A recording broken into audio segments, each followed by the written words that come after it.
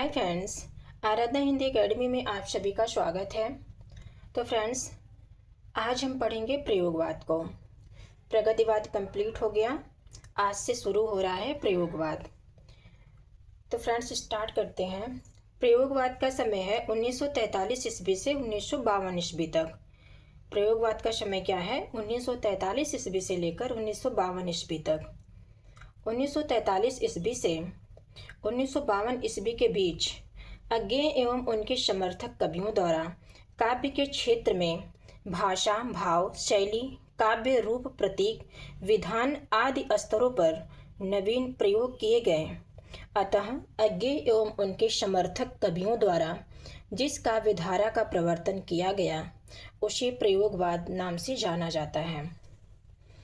आगे देखेंगे फ्रेंड्स, इस काव्य धारा के लिए प्रयोगवाद शब्द का प्रयोग सबसे पहले आचार्य नंद दुलारी वाजपेयी ने किया।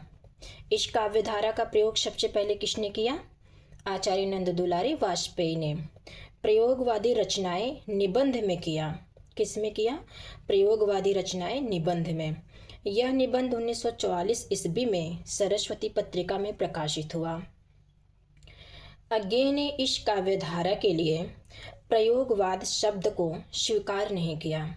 अज्ञेय ने इस काव्य धारा के लिए यानी प्रयोगवाद शब्द को स्वीकार नहीं किया। उन्होंने इसके लिए नई कविता संज्ञा का प्रयोग किया। हिंदी में प्रयोगवाद का आगमन ब्रिटेन के न्यू सिग्नेचर आंदोलन के प्रभाव स्वरूप हुआ। हिंदी में प्रयोगवाद का आगमन कहाँ से होता है? ब्रिटेन के न्यू सिग्नेचर आंदोलन के प्रभाव स्वरूप। 1932 ईस्वी में स्टीफन स्पेंडर आर्डेन लहमैन ने एक संयुक्त काव्य संकलन न्यू सिग्नेचर में प्रकाशित करवाया। न्यू सिग्नेचर आंदोलन का प्रवर्तन किया। ओके फ्रेंड्स, आगे देखेंगे। प्रयोगवाद के संदर्भ में आलोचकों के मत क्या क्या हैं? तो हिंदी साहित्य में प्रयोगवाद नाम उन कविताओं के लिए रूढ़ हो गया है जो कुछ नए भावबोधों, संवेदनाओं तथा उन्हें प्रोषित करने वाले शिल्पगत चमत्कारों को लेकर शुरू में तार सप्तक के माध्यम से 1943 ईस्वी में प्रकाशन में आई। ये मत किसका है? डॉक्टर नगेंद्र का। प्रयोगवाद एक शैलीगत विद्रोह है। प्रयोगवाद क्या है? एक शैलीगत विद्रोह है जो प्रगतिवाद की प्रतिक्रिया स्वरूप उत्पन्न हुआ है। ये भी डॉक्टर नगेंद्र का मत है, वेरी मोस्ट इम्पॉर्टेंट है। 1943 ईस्वी में अज्ञेय के नेतृत्व में हिंदी कविता के क्षेत्र में एक नए आंदोलन का प्रवर्तन हुआ जिसे अब तक विभिन्न संज्ञाएं प्रयोगवाद, प्रपद्यवाद, नई कविता आदि प्रदान की गई हैं। ये मत जो है गणपतचंद्र गुप्त का है।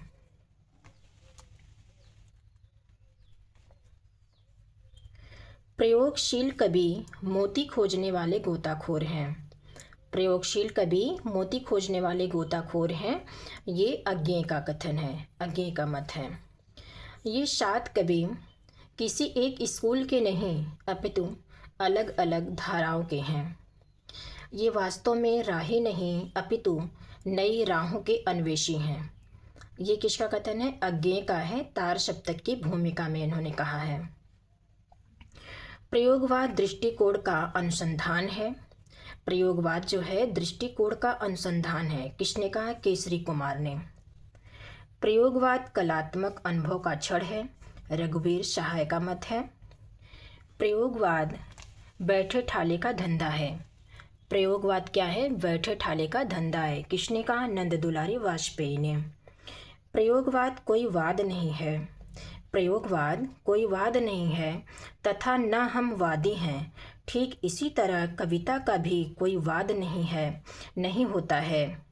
ठीक इसी तरह प्रयोगवाद कोई वाद नहीं है तथा न हम वादी हैं। ठीक इसी तरह कविता का भी कोई वाद नहीं होता है। कविता अपने आप में इष्ट या साध्य नहीं है। कविता अपने आप में इष्ट या साध्य नहीं है, अतः हमें प्रयोगवादी कहना उतना ही सार्थक या निरर्थक है जितना हमें कवितावादी कहना। ये कथन किसका है? अज्ञे का। वेरी मोस्ट इम्पॉर्टेंट कथन है। आगे देखेंगे फ्रेंड्स। उद्देश्यहीन प्रयोग, चाहे वे भाव, भाषा, शैली किसी भी स्तर पर हो, कविता से दूर जाकर केवल प्रयोगवाद ही कहलाएंगे। ये नंद दुलारी वाजपेयी का कथन है। प्रयोगवाद ज्ञात से अज्ञात की ओर बढ़ने की बौद्धिक जागरूकता है। लक्ष्मीकांत वर्मा का कथन है। प्रयोगवाद के संदर्भ में महत्वपूर्ण तथ्य क्या क्या हैं उसको देखेंगे। Doctor Namvar Singh, doctor Ramvilas Sharma, doctor Nagendra एवं डॉक्टर गणपत चंद्र गुप्त ने प्रयोगवाद को प्रगतिवाद की प्रतिक्रिया स्वरूप उत्पन्न माना है। डॉक्टर बच्चन सिंह ने प्रयोगवाद का मूल आधार वैयक्तिकता एवं मनोविश्लेषणवाद को माना है। डॉक्टर गणपत चंद्र गुप्त ने प्रयोगवाद एवं नई कविता दोनों के लिए अति यथार्थवादी कविता संज्ञा का प्रयोग किया है। नंद दुलारी वाजपेयी ने प्रयोगवाद को कविता का भंजक कहा है। नंद दुलारी वाजपेयी ने प्रयोगवाद को क्या कहा है? कविता का भंजक कहा है। प्रयोगवाद के मूल आधार क्या क्या हैं? वैयक्तिकता एवं मनोविश्लेषणवाद। किसने कहा? डॉक्टर बच्चन सिंह ने। प्रयोगवाद को वैयक्तिकता एवं मनोविश्लेषणवाद डॉक्टर बच्चन सिंह ने कहा। प्रयोगवाद को नई कल्पना किसने कहा? नलिनी विलोचन शर्मा। प्रयोगवाद को नवीन भाव, भाषा, शैली नंद दुलारी वाजपेयी ने कहा। प्रयोगवाद को अति बौद्धिकता मुक्ति बोध ने कहा।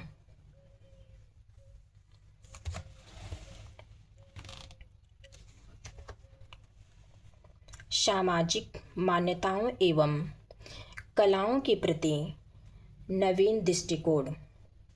प्रयोगवाद को सामाजिक मान्यताओं एवं कलाओं के प्रति नवीन दृष्टिकोण किसने कहा? अज्ञे ने। प्रयोगवाद के विशेषताएं और प्रवृत्तियां देख लेते हैं। प्रयोगवाद की विशेषताएं और प्रवृत्तियां। अति यथार्थवादिता की विशेषता है प्रयोगवाद में। अतिवैधिकता है, अहम भावना है, निराशा, कुंठा एवं हीन भावना है। मनोविश्लेषणवाद में आस्था, भाषा का स्वच्छंद रूप।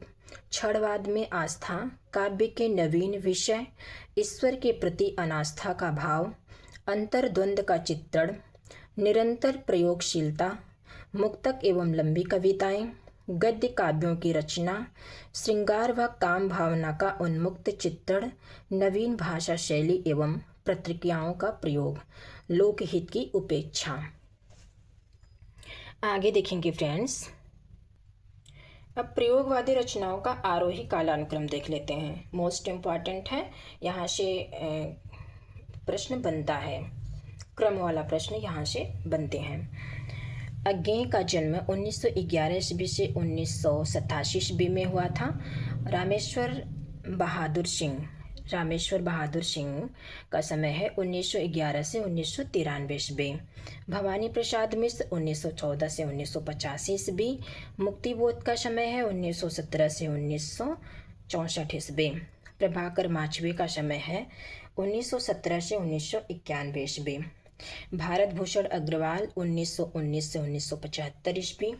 गिरिजा कुमार माथुर 1919 से 1994 ईस्वी। नरेश मेहता का समय है 1922 से 2000 ईस्वी। लक्ष्मीकांत वर्मा का समय है 2022 से 2002 ईस्वी। विजय देव नारायण शाही का समय है 1924 से 1982 ईस्वी। धर्मवीर भारती का समय है 1926 से 1987 ईस्वी।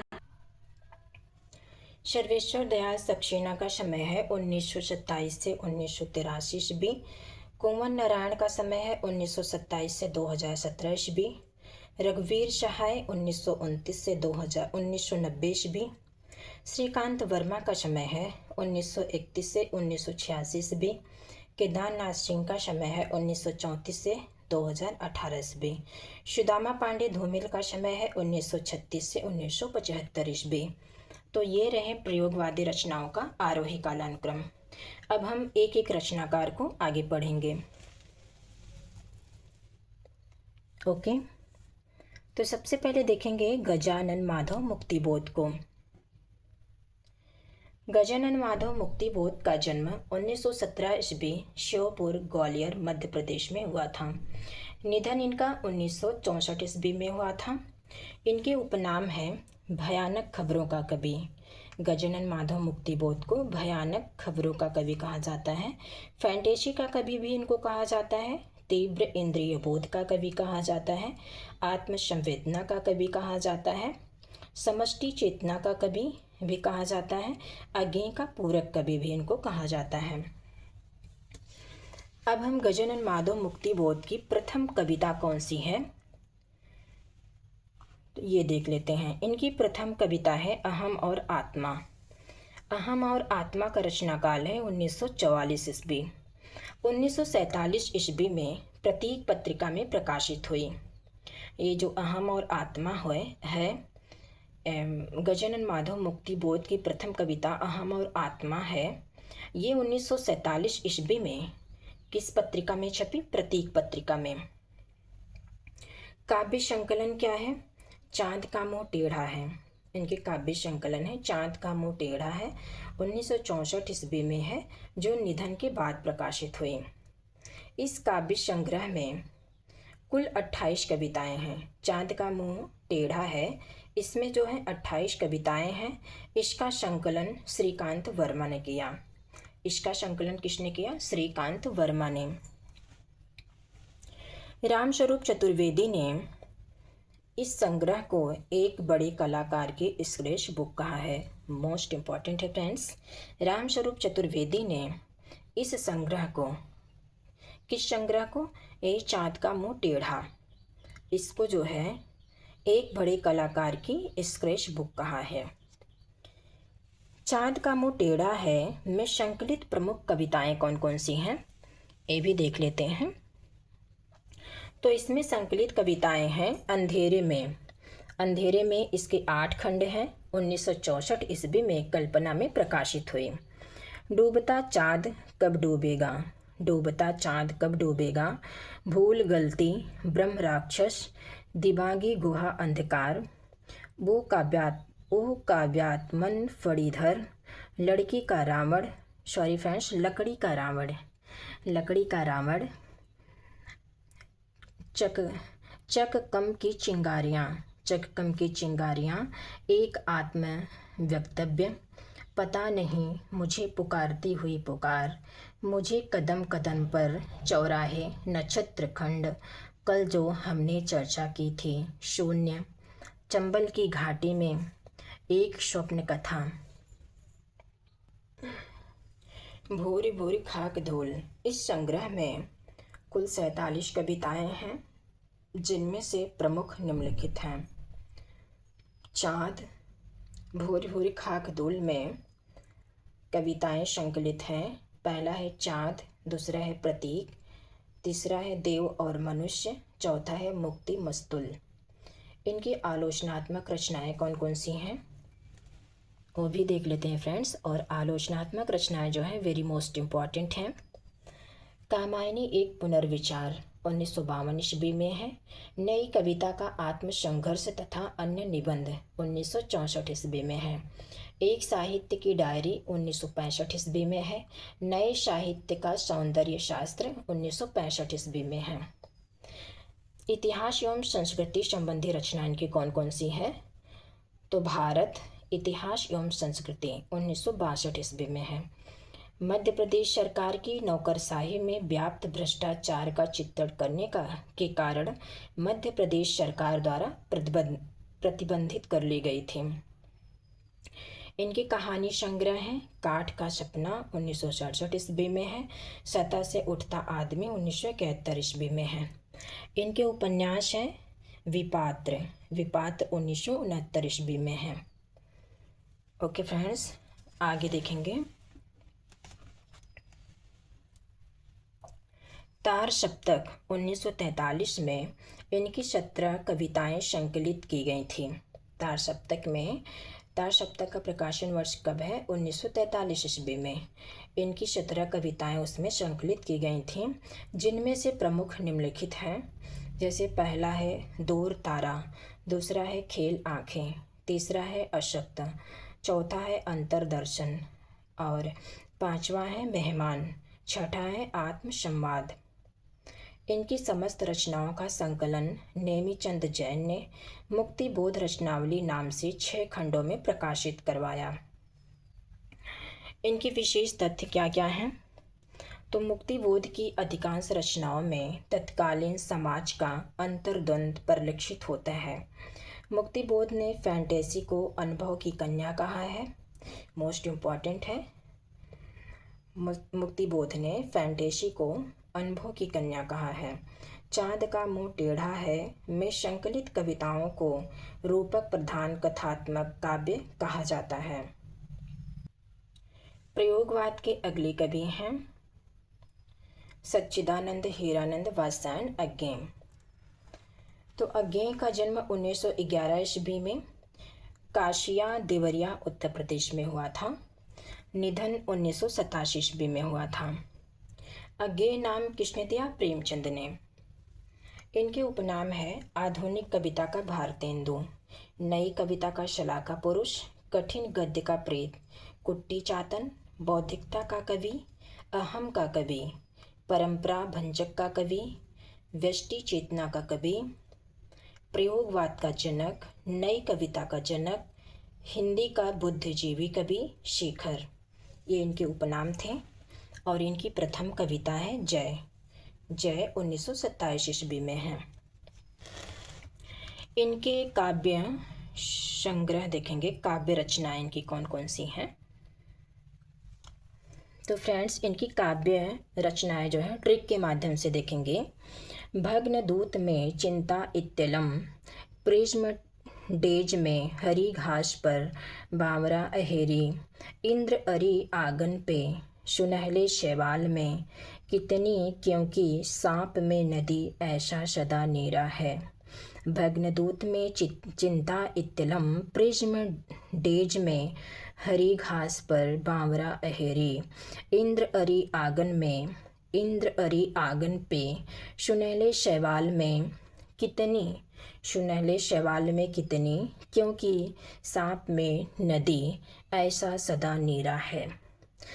तो इनकी रचनाएं हैं भग्नदूत 1933 ईस्वी में है, चिंता 1942 ईस्वी में है, इत्तलम 1946 ईस्वी में है, prism days and other poems 1946 ईस्वी में है, हरी घास पर क्षणभर 1949 ईस्वी में है, बामरा अहेरी 1954 ईस्वी में है, इंद्रधनुष रौदे हुए थे 1957 ईस्वी में है, अरी ओ करुण प्रभा में 1959 ईस्वी में है, आंगन की पार द्वार 1959 ईस्वी में है, अपूर्वा 1965 ईस्वी में है, सुनहली शैवाल ये भी 1965 ईस्वी में है, कितनी नाव में कितनी बार 1967 ईस्वी में है, क्योंकि मैं जानता हूँ 1968 ईस्वी में है, सागर मुद्रा 1969 ईस्वी में है, पहले मैं सन्नाटा बुनता हूँ 1970 ईस्वी में है, महावृक्ष के नीचे 1977 ईस्वी में है, नदी की बाग छाया पर 1981 ईस्वी में है, ऐसा कोई घर आपने देखा है 1986 ईस्वी में है, सदा नीरा 1990 ईस्वी में है। इसके 2 खंड हैं। इन अज्ञेय की चर्चित कविताएं कौन कौन सी हैं वो भी देख लेते हैं। तो इनकी चर्चित कविता है साप। पहला है साप, दूसरा है नदी के द्वीप, तीसरा है असाध्य वीणा, चौथा है कलगी बाजरे की, पांचवा है हरी घास पर क्षणभर, छठा है जितना तुम्हारा सच, सातवां है शब्द और सत्य, आठवां है यह दीप अकेला, नौवां है हिरोशिमा। अज्ञेय की काव्य रचनाओं के संदर्भ में विशेष तथ्य देखेंगे। भग्नदूत 1933 ईस्वी में है। यह गद्य काव्य संग्रह है। भग्नदूत जो है गद्य काव्य संग्रह है। इसमें प्रकृति, प्रेम, ईश्वर की अवधारणा तथा सैनिक जीवन से संबंधित कविताएं हैं। चिंता में क्या है, चिंता 1942 ईस्वी में है। चिंता जो है गद्य काव्य संग्रह है। प्रेम तथा स्त्री पुरुष संबंधों से संबंधित कविताएं हैं। इत्यलम 1946 ईस्वी में है। इसमें बंदी जीवन, राष्ट्रीयता एवं प्रकृति से संबंधित कविताएं हैं। इस काव्य संग्रह के निम्नलिखित 4 भाग हैं। इत्यलम के कितने भाग हैं? 4 भाग हैं। वो 4 भाग कौन कौन से हैं? पहला है बंदी स्वप्न, दूसरा है हे हारिल, तीसरा है वंचना के दुर्ग, चौथा है मिट्टी की इहा। हरी घास पर छड़भर, हरी घास पर छड़भर 1949 ईस्वी में है। मोस्ट इम्पॉर्टेंट है। यह जो है अज्ञे की प्रथम प्रौढ़ रचना मानी जाती है। हरी घास पर छड़भर जो है अज्ञे की प्रथम प्रौढ़ रचना मानी जाती है। इसमें 67 कविताएं हैं। मोस्ट इम्पॉर्टेंट है। इसमें कितनी कविताएं संकलित हैं? तो 67 कविताएं संकलित हैं। इस संग्रह की अधिकांश कविताओं में अज्ञे ने अपनी प्रेमिका का वर्णन विभिन्न नवीन उपमानों के माध्यम से किया है, जैसे कलगी बाजरे की आदि। आगे देखेंगे फ्रेंड्स। हरी घास पर छड़भर में संकलित प्रमुख कविताएं कौन कौन सी हैं? तो हरी घास पर छड़भर में संकलित कविताएं हैं। पहला है नदी के द्वीप, दूसरा है कलगी बाजरे की, तीसरा है कतकी पूनो, चौथा है बावरा अहेरी, पांचवा है यह द्वीप अकेला है।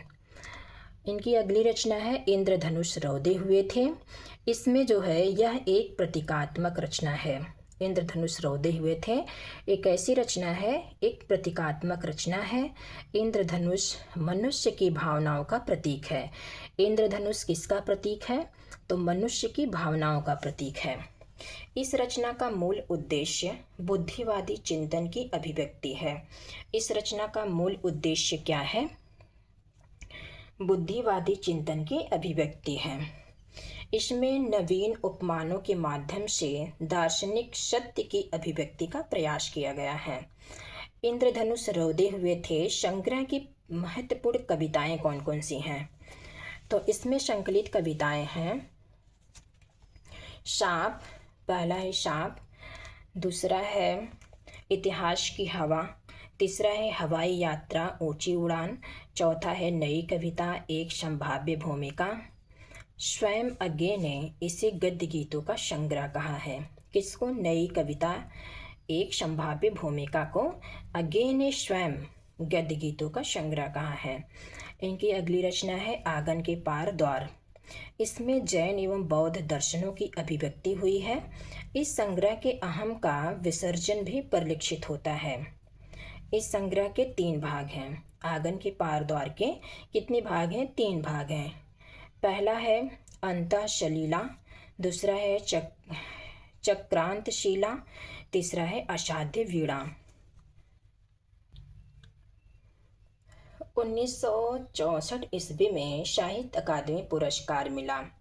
1964 आंगन के पार द्वार के लिए साहित्य अकादमी पुरस्कार मिला। इनकी अगली रचना है अरि ओ करुण प्रभामय।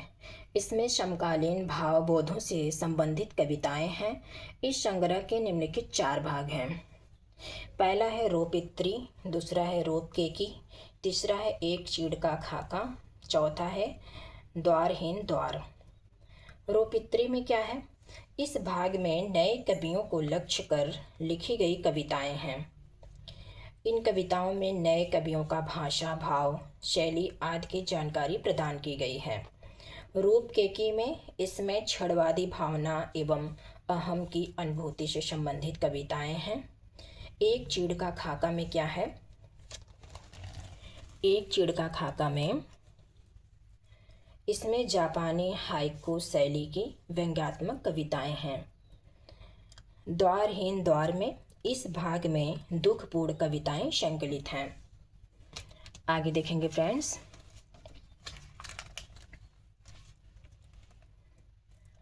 अज्ञे की चर्चित पंक्तियां कौन कौन सी हैं? जितना तुम्हारा सच है उतना ही कहो, मौन भी अभिव्यंजना है। देवता भी इन प्रतीकों से कर गए हैं कूच, कमी कभी भाषण अधिक घिसने से मुलम्मा घूट छूट जाता है।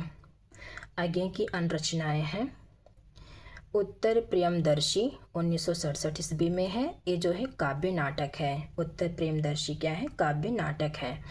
अरे यायावर रहेगा याद 1953 ईस्वी में। एक भूत सहसा उछली 1960 ईस्वी में है। ये दोनों हैं यात्रा वृतांत। आगे के ये दोनों क्या है? यात्रा वृतांत मोस्ट इम्पॉर्टेंट है। अब इनकी संपादित रचनाएं कौन कौन सी हैं वो भी देख लेते हैं। तो संपादित रचनाएं हैं आधुनिक हिंदी साहित्य 1949 ईस्वी में। यह रचना रामविलास शर्मा के साथ मिलकर संपादित की गई। इसमें भारतेंदु युग से लेकर नई कविता तक के कवियों एवं रचनाओं की समीक्षा है। पुष्यकरणी 1959 ईस्वी में है। मोस्ट इम्पॉर्टेंट है। इसमें नई कविताओं के कवियों की समीक्षा की गई है। नए एकांकी 1960 ईस्वी में है। रूपावरा 1960 ईस्वी में है। सर्वेश्वर दयाल सक्सेना के साथ मिलकर हिंदी की प्रकृति चित्रण से संबंधित कविताओं की समीक्षा की गई है। इनकी अन्य संपादित रचनाएं कौन कौन सी हैं? तो अन्य संपादित रचनाएं हैं। पहला है सृजन और संप्रेषण। सृजन और संप्रेषण, साहित्य का प्रवेश, स्मृति के परिदृश्य, भविष्य और साहित्य। संपादित पत्र पत्रिकाएं कौन कौन सी हैं? तो इनके संपादित पत्र हैं सैनिक 1936 ईस्वी में है। विशाल भारत 1938 ईस्वी में है। प्रतीक 1949 ईस्वी में है। 1949 से 1987 ईस्वी। अगला है थॉट 1948 ईस्वी में है, जो मार्टिन रसेल के साथ मिलकर संपादन किया था। थॉट में नई कविता 1952 ईस्वी में है। नई कविता से संबंधित एक पत्र है। और सैनिक विशाल भारत प्रतीक। प्रतीक जो है प्रयोगवाद एवं नई कविता का समर्थक पत्र है। मोस्ट इम्पॉर्टेंट है। प्रतीक जो है प्रयोगवाद एवं नई कविता का समर्थक पत्र है। और सैनिक विशाल भारत जो है ये दोनों क्रांतिकारी गतिविधियों से संबंधित पत्र हैं। सैनिक और विशाल भारत क्या हैं? दोनों क्रांतिकारी गतिविधियों से संबंधित पत्र हैं। तो फ्रेंड्स आज के लिए इतना ही। अब हम अगले कवि को देखेंगे शमशेर बहादुर सिंह को नेक्स्ट वीडियो में। तो मेरी वीडियो कैसी लगी आप लोग कमेंट के माध्यम से ज़रूर बताना। फ्रेंड्स वीडियो को लाइक कीजिए, शेयर कीजिए और सब्सक्राइब कीजिए।